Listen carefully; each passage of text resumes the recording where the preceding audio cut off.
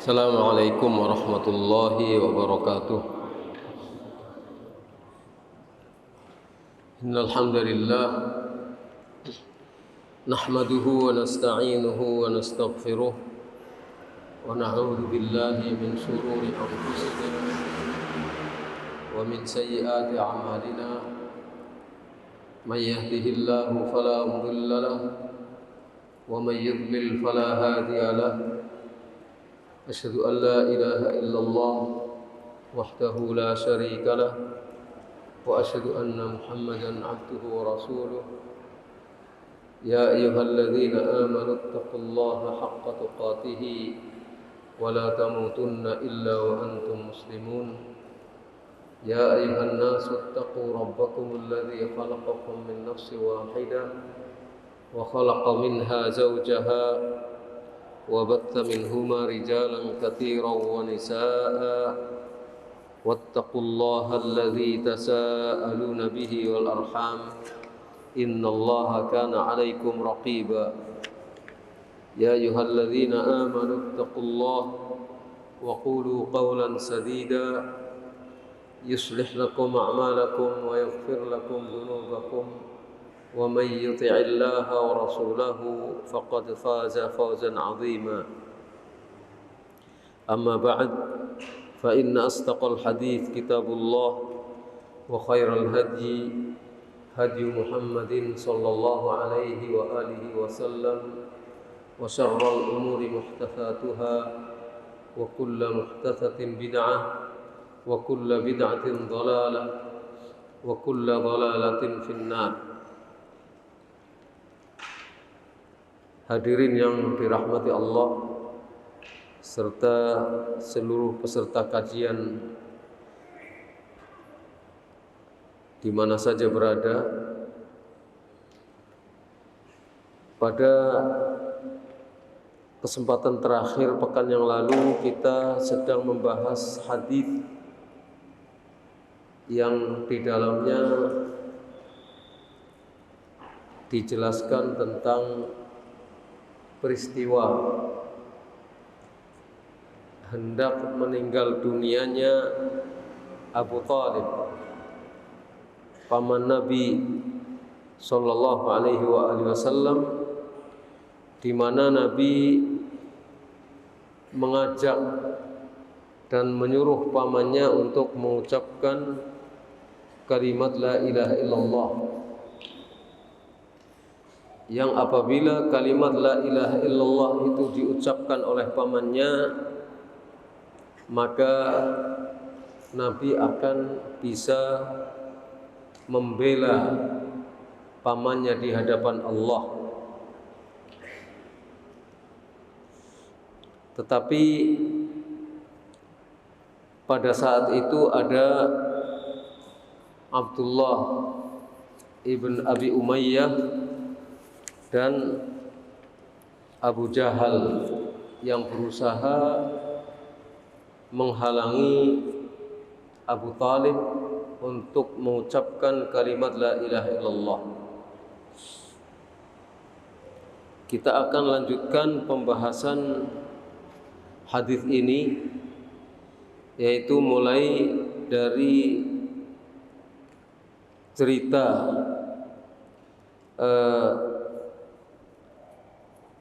ayah daripada Sa'id ibn al-Musayyab, yaitu qauluhu faqala lahu atarghabu an millati Abdul Muttalib.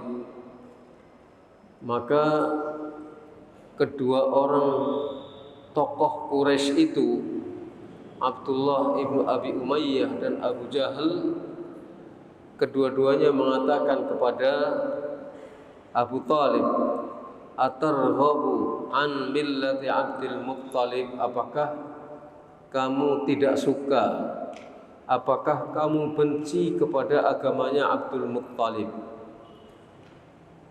Dzakarahu al-hujjatul mal'unah. Mereka berdua mengingatkan Abu Thalib akan hujjah, mengingatkan dengan hujjah yang terlaknat, argumentasi yang selalu dikemukakan oleh orang-orang musyrikin, argumentasi yang terlaknat, allati yahtajju bihal musyrikun 'alal mursalin, yang selalu digunakan oleh orang musyrikin untuk berhujjah di hadapan para rasul Allah, untuk membantah para rasul Allah. Kaqauli Fir'aun li Musa, misalnya adalah perkataan Fir'aun kepada Musa ketika Musa mengajak Fir'aun untuk mengimani Allah Subhanahu wa taala. Maka Fir'aun mengatakan, fama balul qurunil ula, bagaimana dengan keadaan generasi-generasi terdahulu.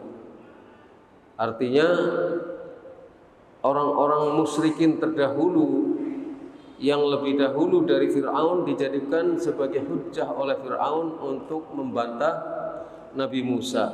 Ini terdapat dalam surat Taha ayat 51. Demikian juga wa qaulihi ta'ala, firman Allah Ta'ala pada surat Az-Zukhruf, surat Az-Zukhruf ayat 23. Wa kadzalika ma arsalna min qablika fi qaryatin min nadhirin illa qala mutrafuha inna wajadna aba'ana ala ummatin wa inna ala atharihim muqtadun. Demikian juga tidaklah kami mengutus sebelummu di suatu negeri seorang pemberi peringatan, tidaklah kami mengutus seorang pemberi peringatan pun sebelummu pada suatu negeri kecuali akan membantah kepada utusan yang memberi peringatan ini orang-orang yang kaya, orang-orang yang hidupnya sejahtera, akan selalu membantah Rasul yang dikirim ke negeri itu dengan perkataan inna wajadna aba'ana ala ummatin, sesungguhnya kami telah dapatkan orang-orang tua kami berada dalam satu agama. Kami sudah mendapati orang-orang tua kami berada dalam satu agama dan kami mengikuti jejak-jejak mereka. Jadi ketika datang utusan-utusan Allah pada setiap negeri, orang-orang kaya, orang-orang yang hidup sejahtera di negeri itu akan selalu mengatakan kami sudah punya agama. Kami ngikuti nenek moyang kami, orang-orang tua kami yang sudah memiliki agama. Jadi itu sudah cukup bagi kami. Itu adalah perkataan kaum musyrikin semenjak zaman dahulu. Lah ini Abu Thalib ketika diajak oleh Rasulullah SAW mengucapkan kalimat la ilaha illallah, diingatkan tentang hujjah yang seperti ini. Kamu punya agama, kamu punya nenek moyang, yang nenek moyang itu sudah ada dalam satu agama. Kenapa kamu benci kepada agama orang tuamu sendiri? Jadi ketika Nabi ingin mengajak Abu Thalib kembali kepada kebenaran, dihalangi oleh dua tokoh musyrik ini. Qauluhu fa'ada alaihi Nabi SAW fa'ada. Maka Nabi SAW mengulangi ajakannya kepada Abu Thalib. Wahai paman, katakan la ilaha illallah. Maka kedua orang ini pun mengulangi perkataannya. Wahai Abu Thalib, apa kamu benci kepada agama Abdul Muttalib? Apa kamu tidak suka kepada agama Abdul Muttalib? Fihi, di dalam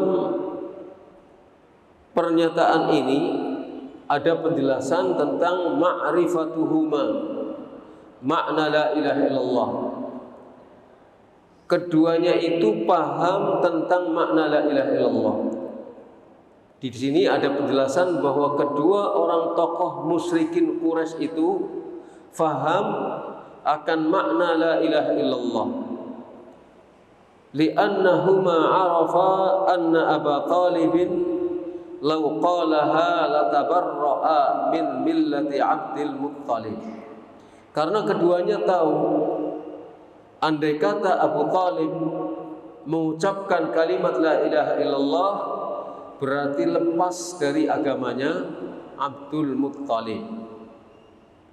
Kalau Abu Talib sampai mau mengucapkan kalimat la ilaha illallah berarti lepas dari agamanya Abdul Muttalib. Fa inna millata Abdul Muttalib hiya syirku billah fi ilahiyyati.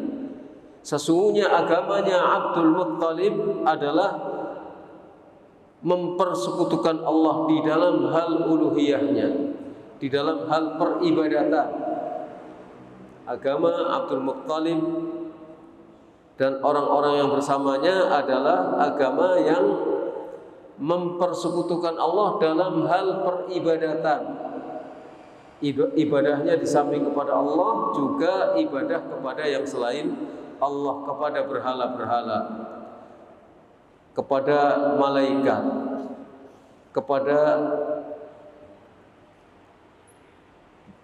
patung-patung dalam hal peribadatan. Wa ammar rububiyyatu faqad aqarru biha kama taqaddam. Adapun dalam hal rububiyah, bahwa Allah adalah pencipta satu-satunya, bahwa Allah adalah pemberi rizki, bahwa Allah adalah yang mematikan dan menghidupkan, dan bahwa Allah adalah yang menentukan segala urusan, maka sesungguhnya kaum musyrikin tersebut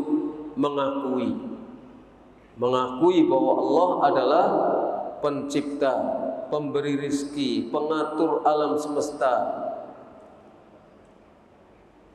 yang menghidupkan dan yang mematikan, sebagaimana sudah dijelaskan di depan. Waqad qala Abdul Muttalib, sesungguhnya Abdul Muttalib diriwayatkan di dalam At-Tabaqat Al-Kubra, di sini disebutkan diriwayatkan di dalam At-Tabaqat Al-Kubra karya Ibnu Sa'ad. Abdul Muttalib, kakek dari Nabi Muhammad SAW, pernah berkata kepada Raja Abraha, "Ana Rabbul Ibil, saya adalah pemilik onta. Onta-onta ini semuanya adalah milikku. Wal baitu lahu rabbun yamna'uhu minka." Adapun Baitullah ini punya Rabb sendiri, punya pemiliknya sendiri, yang akan mencegahnya darimu, yang akan menghalangi, akan membentengi Baitullah ini dari tanganmu, dari kekuasaanmu, dari kejahatanmu. Itu ketika konon diceritakan bahwa Abdul Muttalib datang kepada Raja Abraha, minta supaya onta-ontanya dikembalikan. Kok aneh, yang diminta adalah onta, bukan Baitullah. Kok kamu mintanya onta, bukan minta supaya Baitullah ini jangan diganggu, Ka'bah ini jangan diganggu? Maka jawaban Abdul Muttalib, iya, karena aku adalah Rabbul Ibil, aku adalah pemilik onta. Adapun Baitullah itu ada pemiliknya sendiri, dia yang akan melindungi Baitullah, bukan aku. Jadi aku tidak peduli, tidak akan pusing, pasti dia akan melindungi. Ini membuktikan bahwa Abdul Muttalib percaya bahwa Allah pasti akan melindungi Ka'bah, dan itu menunjukkan bahwa Abdul Muttalib dan orang-orang musyrikin Quraisy pada umumnya yakin akan rububiyah Allah Subhanahu wa taala, bahwa Allah satu-satunya penguasa, Allah adalah pencipta, Allah adalah pelindung, yang siapapun ingin berbuat jahat akan menerima akibatnya. Jadi secara rubiah mereka yakin, hanya saja dalam peribadatan mereka di samping beribadah kepada Allah juga beribadah kepada setan-setan, kepada berhala-berhala, kepada orang-orang soleh yang telah meninggal dunia dan seterusnya. Wa hadhihi al-maqalatu minhuma 'inda qaulin Nabi SAW li'ammihi qul la ilaha illallah istikbaran 'anil 'amali bimadluliha. Perkataan yang muncul dari kedua orang tokoh Quraisy waktu itu, Abdullah ibnu Abi Umayyah dan Abu Jahal, di hadapan Rasulullah SAW ketika Nabi bersabda kepada pamannya, "Qul la ilaha illallah." Katakanlah wahai paman kalimat la ilaha illallah. Lah perkataan yang kemudian dikemukakan kepada Abu Thalib oleh kedua orang ini adalah karena istikbaran 'anil amal, keangkuhan untuk mengamalkan apa yang ditunjukkan oleh kalimat la ilaha illallah. Kalimat itu muncul menghalangi dakwah Nabi, dan supaya tetap Abu Thalib tidak mau mengucapkan la ilaha illallah karena istikbar, karena keangkuhannya, karena kesombongannya, sehingga tidak mau mengamalkan apa yang menjadi konsekuensi dari kalimat la ilaha illallah. Tidak mau mengamalkan apa yang ditunjukkan oleh kalimat la ilaha illallah. Jadi dihalang-halangi. Kama qala Allah Ta'ala anhuma wa an amsalihima. Sebagaimana Allah Ta'ala berfirman terkait dengan keduanya dan terkait dengan orang-orang yang semisal keduanya, min ulaikal musyrikin, dari kalangan orang-orang musyrikin tersebut. Allah berfirman, innahum kanu idza qila lahum la ilaha illallah yastakbirun. Sesungguhnya mereka orang-orang musyrikin ketika disampaikan kepadanya kalimat la ilaha illallah, mereka sombong, mereka angkuh, congkak, tidak mau menerima kalimat la ilaha illallah. Wa yaqulun, dan mereka mengatakan, a inna latariku alihatina li syairin majnun. Mereka mengatakan, apakah kami meninggalkan sesembahan-sembahan kami hanya untuk mengikuti penyair yang gila? Jadi mereka menolak untuk mengucapkan la ilaha illallah dan menolak untuk meninggalkan berhala-berhala yang mereka sembah dengan alasan bahwa kalau mereka lakukan itu berarti mereka mengikuti penyair yang gila. Ini termaktub di dalam surat As-Saffat ayat 35-36. Faradda alaihim biqaulihi, maka Allah membantah perkataan mereka ini dengan firman-Nya, bal jaa bil haqqi wa saddaqal mursalin. Bahkan dia Muhammad datang dengan membawa al-haq dan membenarkan para rasul sebelumnya. Ini pada surat As-Saffat ayat yang ke-37-nya. Fabayyana ta'ala anna istikbarahum an qawli la ilaha illallah lidalalatihima ala naf'i ibadatihim al-alihata allati kanu ya'budunaha min dunillah. Maka Allah menjelaskan bahwa kesombongan mereka sehingga tidak mau mengucapkan kalimat la ilaha illallah, karena kalimat la ilaha illallah menunjukkan penolakan peribadatan mereka kepada sesembahan-sembahan yang mereka sembah selain dari Allah. Jadi mengapa mereka menolak untuk mengucapkan kalimat la ilaha illallah? Mereka sombong tidak mau mengucapkan kalimat la ilaha illallah karena kalimat ini menunjukkan penolakan peribadatan mereka kepada sesembahan-sembahan yang disembah oleh mereka selain dari Allah, sehingga mereka sombong. Tahu ketika mengucapkan la ilaha illallah berarti mereka harus meninggalkan sesembahan-sesembahan yang disembah selain Allah. Karena inti makna dari la ilaha illallah adalah penolakan terhadap segala sesembahan selain Allah dan menetapkan sesembahan itu hanya Allah saja. Jadi kalau mengucapkan la ilaha illallah, mereka sadar konsekuensinya bahwa mereka harus meninggalkan sesembahan-sembahan yang selain dari Allah dan harus hanya menyembah kepada Allah. Oleh karena itulah mereka menolak untuk mengucapkan kalimat la ilaha illallah karena hatinya penuh dengan hawa, hatinya penuh dengan ketidaksukaan untuk meninggalkan berhala-berhala yang disembah selain Allah. Artinya apa? Mereka faham, mengerti betul-betul makna dari kalimat la ilaha illallah. Bukan tidak faham, faham betul ketika seseorang mengucapkan kalimat la ilaha illallah, konsekuensinya adalah hanya menyembah Allah saja dan meninggalkan segala sesembahan yang disembah selain dari Allah yang selama ini mereka lakukan. Karena itulah mereka menolak untuk mengucapkan kalimat la ilaha illallah. Dan kedua orang ini pun menghalang-halangi Abu Thalib untuk mengucapkan kalimat la ilaha illallah. Fa inna dalalata hadhihi al-kalimah ala nafi dzalika dalalatu tadammun. Sesungguhnya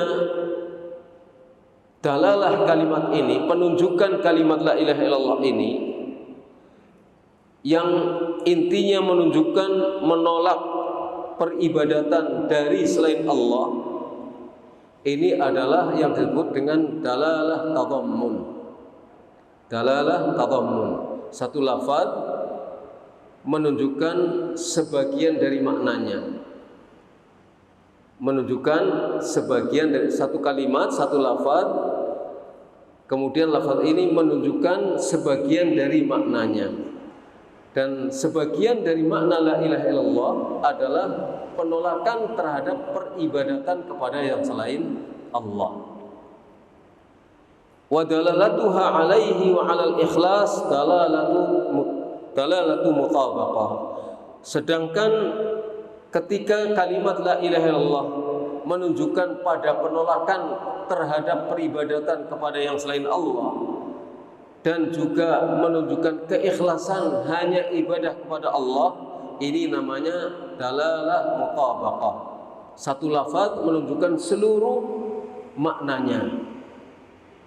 Satu lafaz tapi menunjukkan seluruh maknanya. Jadi ada lafaz memiliki individu-individu maknanya, memiliki satuan-satuan dari maknanya. Kalau satu lafaz menunjukkan semua maknanya, maka ini namanya dalalah mutabaqah.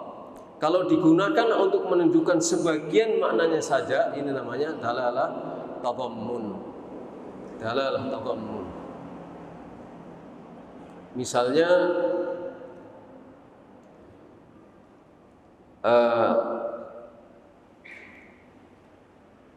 mobil, kalimat rumah misalnya. Kalimat rumah, kalau rumah itu menunjukkan pengertian seluruh makna yang terkandung dalam kalimat rumah, ini namanya dalalah mutabaqah. Karena mengandung seluruh pengertian makna dari apa yang disebut dengan kalimat rumah. Tapi kalau rumah itu hanya menunjukkan misalnya pintu saja, pintu rumah, itu menunjukkan bagian dari makna rumah, ini namanya dalalah tadammun. Wallahu a'lam bissawab. Jadi kalau kalimat la ilaha illallah menunjukkan seluruh makna la ilaha illallah yang intinya adalah ikhlas beribadah kepada Allah saja, itsbat uluhiyah hanya kepada Allah saja, dan penolakan terhadap seluruh peribadatan kepada selain Allah, ini namanya menunjukkan dalalah mutabaqah. Tapi kalau kalimat la ilaha illallah maksudnya adalah untuk menolak peribadatan kepada selain Allah, ini namanya dalalah tadammun. Dalalah tadammun. Intinya harus menolak peribadatan kepada selain Allah. Kalau kemudian ditambahkan harus ibadah kepada Allah saja, maka berarti menunjukkan dalalah mutabaqah.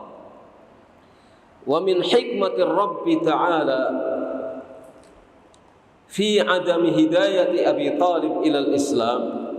Sekarang pertanyaannya adalah apa hikmahnya? Mengapa Allah Subhanahu wa taala tidak memberikan hidayah taufik kepada Abu Thalib sehingga mengucapkan kalimat la ilaha illallah?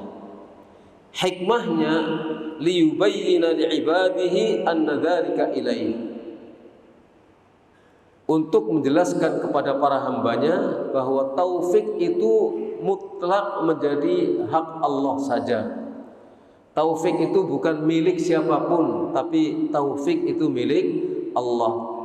Jadi hikmahnya adalah untuk menjelaskan kepada para hambanya yang memiliki hak memberikan taufik hanya Allah saja. Wa huwal qadiru alaihi duna ma siwah, hanya dia saja yang kuasa untuk memberikan taufik, bukan yang selain Allah. Buktinya apa? Salah satu buktinya adalah bahwa Abu Thalib itu tetap tidak mengucapkan kalimat la ilaha illallah. Falau kana 'inda Nabi sallallahu alaihi wasallam alladhi huwa afdalu khalqihi min hidayatil qulub wa tafrijil kurub wa maghfiratil dhunub wan najati minal adab wa nahwi dzalik syai'un lakana ahaqqan nasi bidzalika wa aulahum bihi ammuhu. Seandainya Nabi SAW, sedangkan beliau adalah afdalu khalqihi, hamba Allah yang paling afdal, seandainya beliau memiliki sesuatu untuk memberikan hidayah taufik ke dalam hati-hati manusia, seandainya beliau memiliki sesuatu dari kewenangan untuk melepaskan segala kesulitan, memiliki sesuatu kewenangan daripada memberikan ampunan terhadap dosa-dosa dan keselamatan dari azab, tentu orang yang paling berhak dan paling utama mendapatkan hidayah itu adalah Abu Thalib, pamannya. Saya ulangi, seandainya Nabi Muhammad SAW beliau adalah afdal, hamba Allah yang paling afdal, andai kata beliau memiliki sesuatu dari kewenangan untuk memberikan hidayah taufik, bisa menyelamatkan orang dari siksa api neraka, seandainya beliau memiliki kemampuan untuk mengampuni dosa-dosa dan menjadi orang yang akan menyelamatkan dari azab neraka, tentu yang paling layak untuk mendapatkan hidayah dari Nabi adalah pamannya. Kenapa?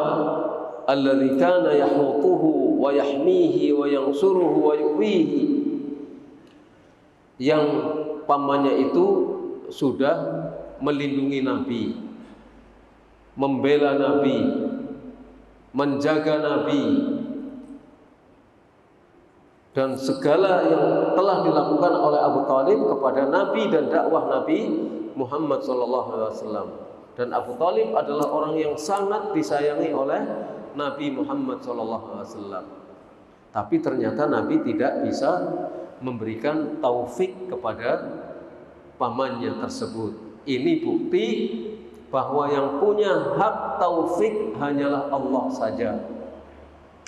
Nah, jadi kita jangan mencoba-coba untuk merebut sesuatu atau melakukan sesuatu yang bukan hak kita. Ingin memberikan taufik kepada seorang, gak bisa. Tugas kita adalah menyampaikan. menjelaskan, sekalipun kita harus berusaha keras agar orang itu mendapatkan hidayah dan taufik dari Allah.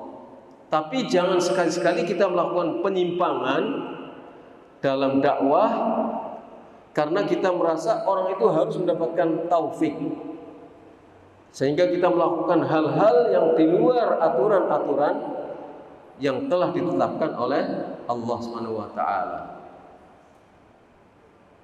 Karena itu bukan hak kita, taufik itu bukan hak kita. Hak kita adalah menjelaskan saja.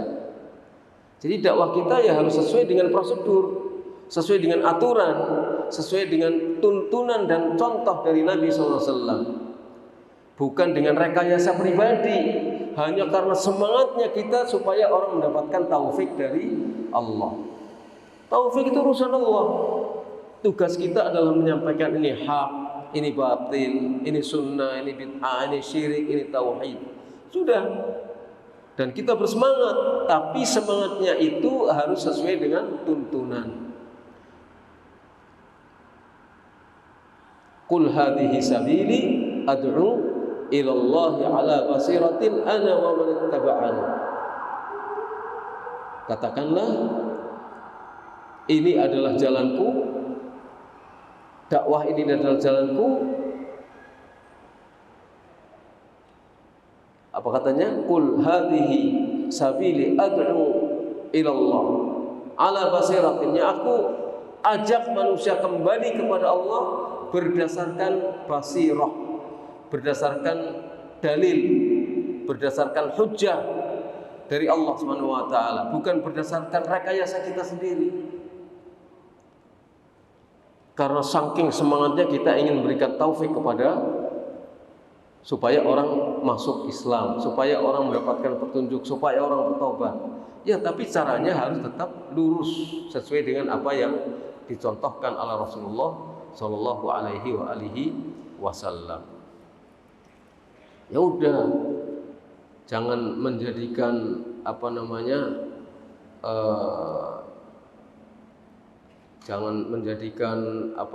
komunitas motor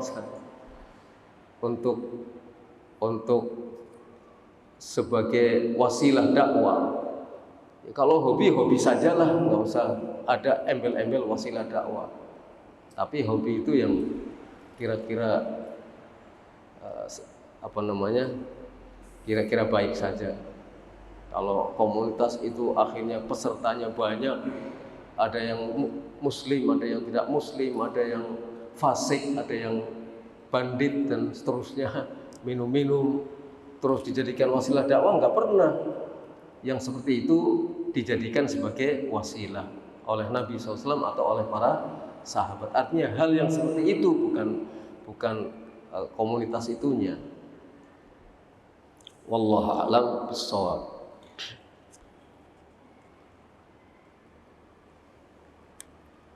Fasubhana man baharat hikmatuhul uqul wa arsadal ibada ila ma yadulluhum ala ma'rifatihi wa tauhidihi wa ikhlasil amali lahu wa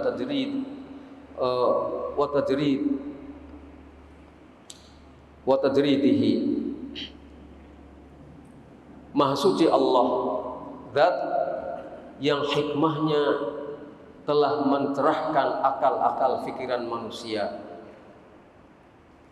zat yang telah memberikan petunjuk kepada hamba-hambanya menuju apa yang bisa memberikan petunjuk kepada mereka pada ma'rifat kepada Allah dan pada tauhidullah dan pada ikhlasul amal lillah, serta memurnikan segala amalan karena Allah Subhanahu wa taala. Qauluhu fakana akhiru ma qala, perkataan dalam hadis fakana akhiru ma qala, al ahsan fihi ar-raf'u, yang bagus akhiru ini dirafa. Kata muallif al ahsan yang bagus, kata akhiru fakana akhiru adalah dirafa ala annahu ismu kana, sebagai isim kana akhiru ma qala, Wa jumlatu huwa wa ma ba'daha al-khabar. Sedangkan jumlah huwa dan yang sesudahnya, yaitu kalimat huwa ala millati Abdul Muttalib, jumlah ini sebagai khabar kana. Huwa ala millati Abdul Muttalib. Al-zahir anna Aba Talib qala ana. Jadi dalam kalimat huwa wa kana akhir ma qala, dan akhir apa yang dikatakan oleh Abu Talib, huwa, dia tetap berada pada millahnya Abdul Muttalib. Menurut zahirnya Abu Talib mengatakan ana, aku pilih tetap pada agama Abdul Muttalib. Menurut zahir dari kalimat ini. Jadi huwa itu sebagai kata ganti dari ana, tapi diganti oleh rawi menjadi huwa. Padahal kira-kira akhir dari apa yang dikatakan oleh Abu Talib mengatakan ana, aku ala millati Abdul Muttalib, tapi diganti oleh rawi menjadi huwa. Fa khayyarahu rawi istiqbahan lil lafzil mazkur, karena dia tidak suka mengucapkan ana, diganti dengan huwa. Kalau ana enggak enak rasanya, kok saya gitu. Padahal dia Abu Talib yang mengatakan bukan ana. Jadi begitu kira-kira. Wahia minat tasarrufat al-hasanah, ini merupakan tindakan yang bagus. Qalahul Hafidh, ini dikemukakan oleh Al-Hafidh Ibnu Hajar. Yang membahas hal ini, yang menerangkan hal ini adalah Al-Hafidh Ibnu Hajar. Jadi aslinya mestinya ana, tapi diganti huwa, karena rawi tidak suka mengucapkan kalimat ana, saya. Qauluhu wa aba ayyaqul la ilaha illallah, dan Abu Talib menolak untuk mengucapkan kalimat la ilaha illallah. Qala Al-Hafidh Ibnu Hajar, ini perhatikan, Al-Hafidh yang mengatakannya, bukan kita. Al-Hafidh Ibnu Hajar mengatakan hadza ta'kidun min ar-rawi fi naf'i wuqu'i dzalika min Abi Talib. Ini adalah penegasan dari rawi yang meniadakan kejadian hal tersebut dari Abu Talib. Artinya ditiadakan Abu Talib mengucapkan la ilaha illallah. Artinya itu tidak terjadi pada Abu Talib. Qala al-musannif penyusun kitab ini mengatakan wa fihi ar-raddu ala man za'ama Islam Abdul Muttalib. Di dalam hadis ini terdapat bantahan terhadap orang yang menganggap Islamnya Abdul Muttalib. Ada sebagian orang yang menganggap bahwa Abdul Muttalib itu agamanya Islam. Wa aslafihi, dan demikian juga para pendahulunya, para pendahulu Abdul Muttalib, kakek Nabi Muhammad SAW. Wa madarratu ashabis su' 'alal insan. Di dalam hadis ini juga terdapat penjelasan tentang madaratnya teman-teman yang buruk bagi manusia. Ini diingatkan kita, kalau berteman dengan teman-teman yang buruk bisa berakibat seperti ini. Dan tidak ada keburukan yang lebih buruk daripada kekafiran. Kalau teman-temannya adalah orang-orang kafir, bisa berakibat fatal seperti yang dialami di dalam hadis ini. Jadi kita jangan cari teman yang buruk, carilah teman yang baik. Cari teman yang baik saja kadang-kadang kita masih nyimpeke, ingin berbuat maksiat, gimana caranya nggak terlihat oleh teman yang baik itu. Apalagi kalau temannya buruk, sudah sama-sama cong gitu ya, sama-sama cong untuk berbuat keburukan. Teman baik saja kadang-kadang kita cari-cari waktu tersendiri yang tidak terlihat oleh teman kita. Nah, jadi itu bahayanya. Teman yang buruk, maka kewajiban kita adalah mencari teman yang baik. Coba kita punya anak, ya, kita punya anak kita bergaul dengan anak-anak yang nakal-nakal, apa kita nggak khawatir menjadi anak nakal seperti teman-temannya yang nakal? Tentu tidak. Makanya kalau kita tidak suka anak kita berteman dengan kalau kita tidak suka anak kita berteman dengan anak-anaknya nakal, kita juga jangan suka berteman dengan orang-orang yang nakal.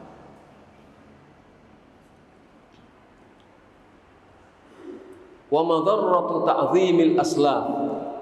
Demikian juga di sini dalam hadis ini dijelaskan tentang bahayanya mengagungkan para pendahulu, mengagung-agungkan, mengkultuskan para pendahulu. Pendahulu pokoknya nomor wahid, pendahulu saya adalah keturunan ini, orang itu adalah nenek moyang saya, diagung-agungkan, itu sangat berbahaya.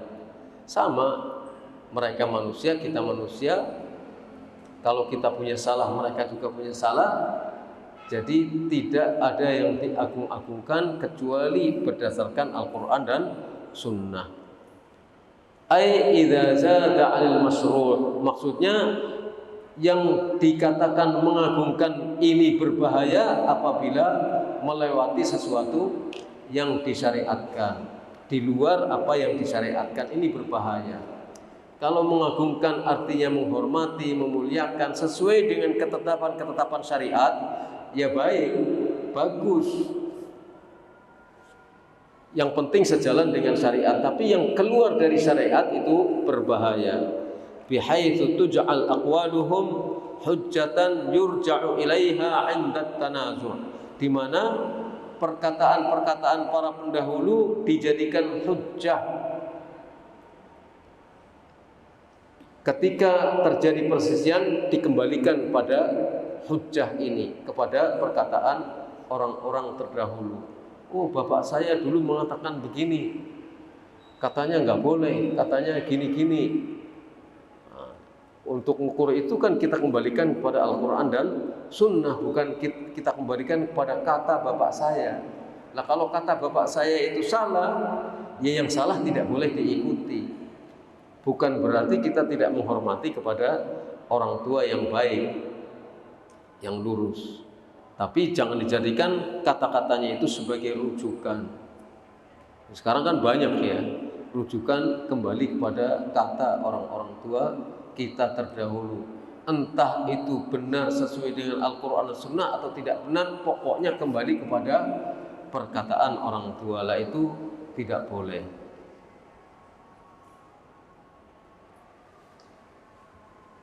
Ini sudah azan. Kita akhiri dulu sampai sekian. Karena kalau kita lanjut waktunya panjang. Sampai sekian saja dulu. Kita lanjut insya Allah pada kesempatan yang akan datang.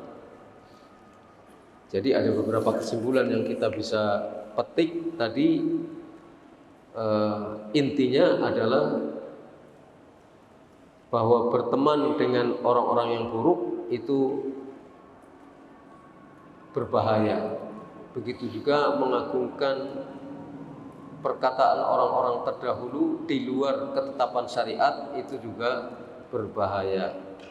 Di samping itu kita mengetahui kesimpulan-kesimpulan yang terkait dengan bahwa orang-orang musyrikin Quraisy dahulu sesungguhnya mengerti makna kalimat la ilaha illallah, tapi bertentangan dengan hawa nafsu mereka, maka mereka menolak untuk mengucapkan kalimat la ilaha illallah. Makanya kita harus paham, orang-orang kafir Quraisy saja paham kalimat la ilaha illallah, masa kita enggak berusaha untuk mengasah dan menajamkan pemahaman kita akan kalimat la ilaha illallah supaya kita tidak terjerumus di dalam kemusyrikan. Kalau kita terjerumus dalam kemusyrikan, yang rugi kita sendiri. Yang akan celaka adalah kita sendiri. Ini saja. Nas'alullah an yuwaffiqana wa iyyakum. Sallallahu ala nabiyyina Muhammad wa ala alihi wa sahbihi ajma'in. Subhanakallahumma wa bihamdika asyhadu an la ilaha illa anta astaghfiruka wa atubu ilaik. Assalamualaikum warahmatullahi wabarakatuh.